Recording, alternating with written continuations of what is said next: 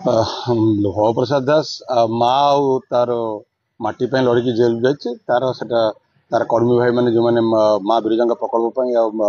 माटी लड़की जेल जाइए हाथ जोड़ी गणमाध्यम कहूँ दयाकोरी मो विषय जहाँ मिछ सत कहते कहतु कि माँ कथा को प्रकृत तथ्य काणु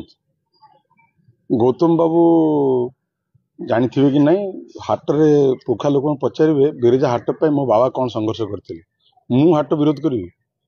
हाट जितेबले प्रभु जगन्नाथ प्रकल्प सहित ओडिशार विभिन्न मठ पीठ मान प्रकल्प तैयारी करागला नक्शा प्रस्तुत करागला माँ बिरजा प्रकल्प प्रस्तुत करागला सेतबेले प्रशासन विभिन्न स्टेक होल्डर सेवायत हाट मालिक एवं दोकानी विभिन्न स्टेक मान डकागला से मु विधायक थी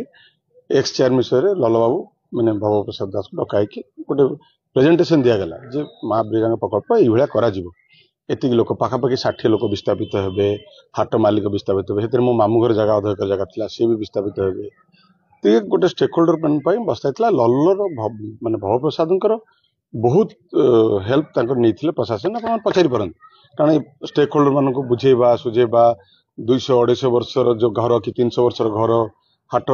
जो पुराणा हाट जे मालिक तो माँ प्रकल्प समस्ते एकाठी होते प्रशासन विभिन्न प्रतिश्रुति मान जो मैंने दुकानी छाड़े घर दिज्व जो मैंने हाट दुकानी बेपारी चाषी भाई मैंने गोटे